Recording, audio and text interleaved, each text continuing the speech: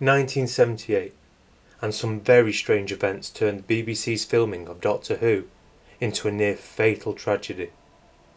Was this accidental, or something much more sinister?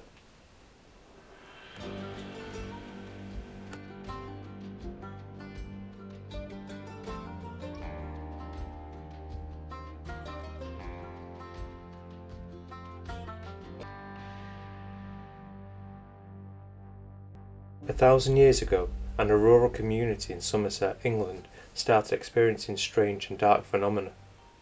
A woman who lived alone in a run-down cottage was blamed for children dying, crops failing, cattle dying, and even the disappearance of people.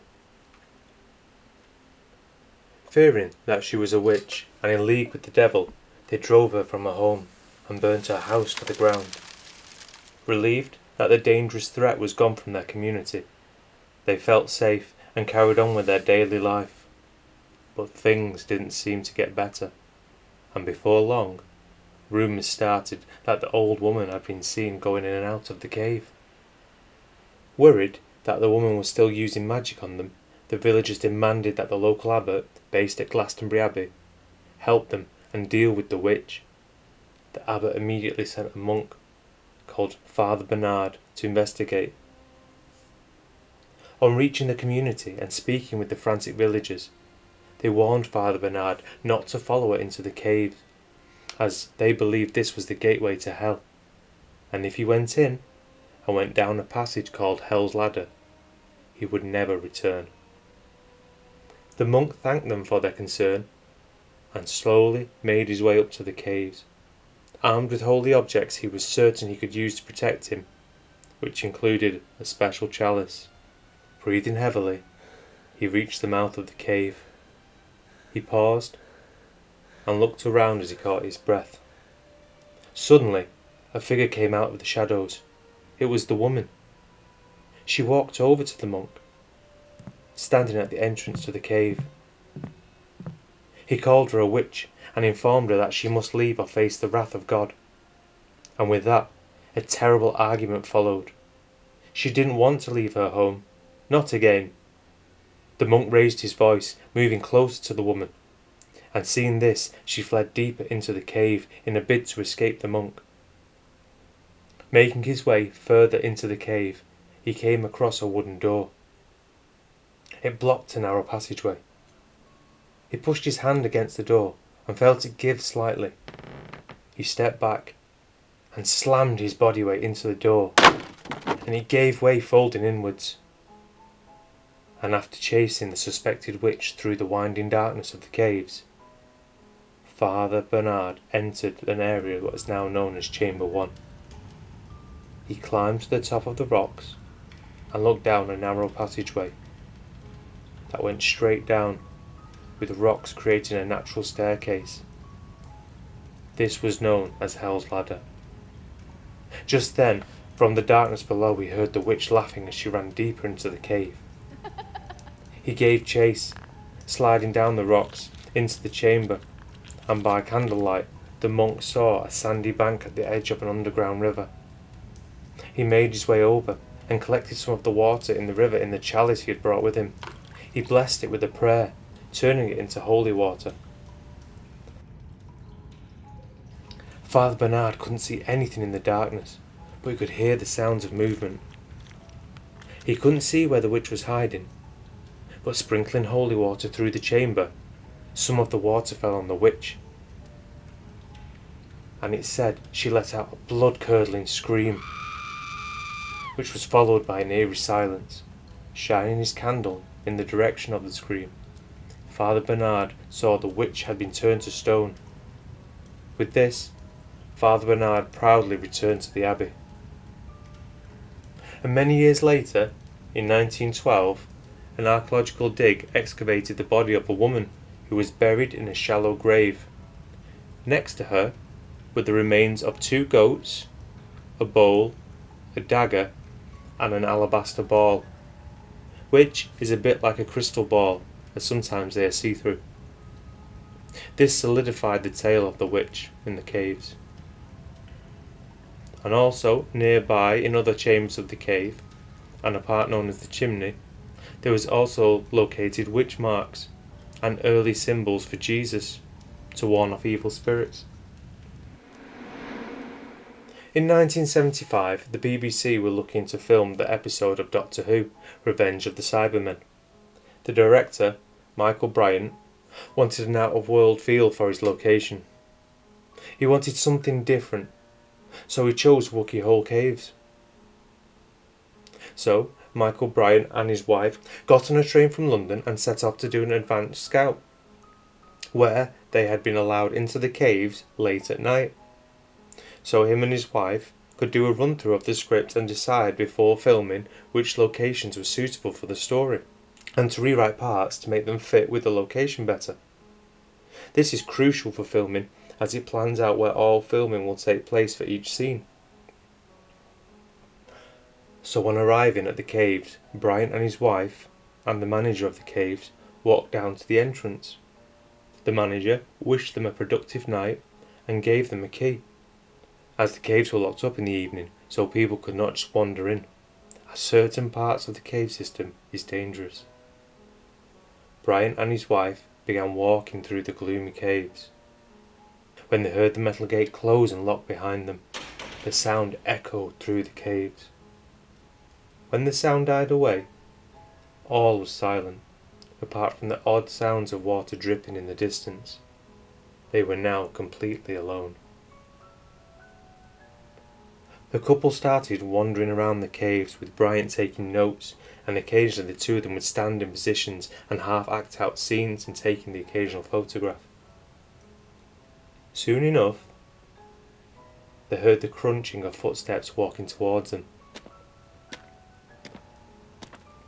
Bryant and his wife looked at each other.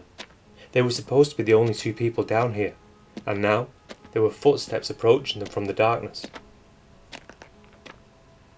Then coming into the light, they saw a man. He nodded slightly at them and smiled. He introduced himself as a potholer. They noticed he spoke with an accent.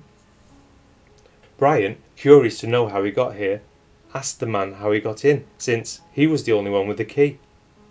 The potholer smiled again and answered, "Oh, I've been here for ages." The potholer looks down at the torch that Bryant is carrying, and he asked if he could borrow it, but Bryant refused, saying, "I need this to find the way back out."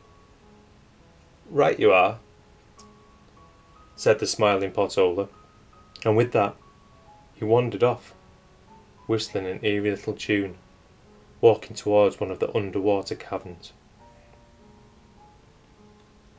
Bryant and his wife think he might have his own key and he's let himself in, as it wouldn't be strange to be diving at night, as it's dark down in the caves no matter what time of day you come. Also, it would be better at night without the visitors inside the cave.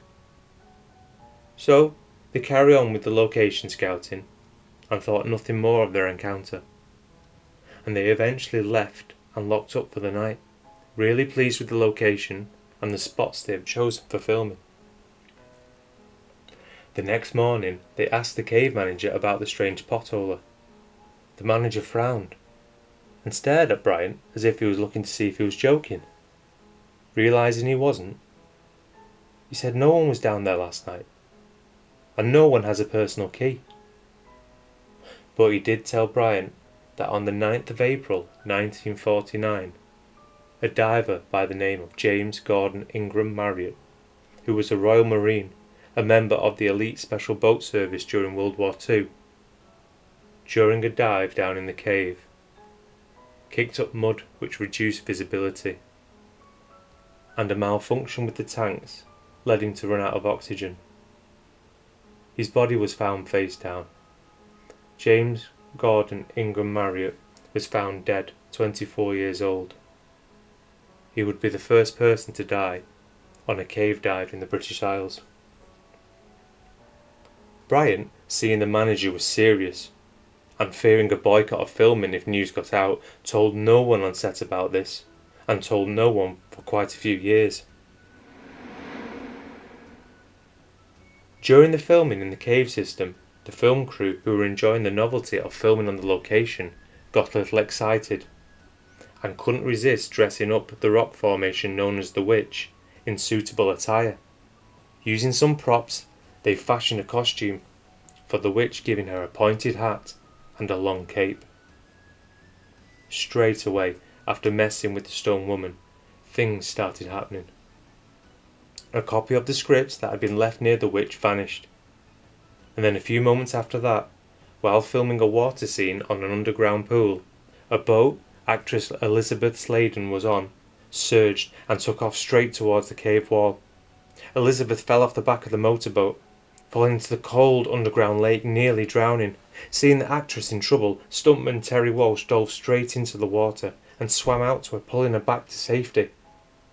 But once back on the safety of land, Terry became seriously ill and had to go back to the hotel. An hour later, one of the members who dressed up the Witch fell off a ladder and broke his leg. He had to be taken from the cave on a stretcher. And for days later, lots of equipment stopped working or was faulty or malfunctioning, leading the crew to leave the cave and finish filming on a BBC set in London, with the show airing in April 1975. Well, that'll do it. But to let you know, the caves have been used by humans for around 45,000 years, demonstrated by the discovery of flint tools from the Paleolithic period, along with fossilised animal remains such as bones from animals like mammoths, hyenas, rhinoceros and lions. Iron Age occupation continued into Roman Britain, with 18 different sets of human remains being found in the underground riverbed from this period, along with Anglo-Romano pottery and coins. And up to this day, human remains are still being found in the underground waters of Wookey Hole Cave. Along with the sightings mentioned, sounds of children have also been reported to be heard, with shadows and shapes moving in the darkness. All the items found in the archaeological dig and the skeleton of the witch discovered in the cave can be seen at the Wells and Mendip Museum in Somerset. The first time the rock formation was classed as a woman was 1470, and tour guides today still tell visitors not to touch the witch as they don't want her disturbed, so there's still a fear for some people of a possible curse. What do you think of this story? Please tell me in the comments below. Did the BBC bring a curse on themselves? Were they haunted? Or was it just a series of accidents? And what do you think about the witch story? Was this true? Or was it more of a story of a woman with medicinal knowledge targeted by the church's obsession with witchcraft? Do let me know in the comments below. And if you're new, don't forget to like and subscribe. That will do. Take care.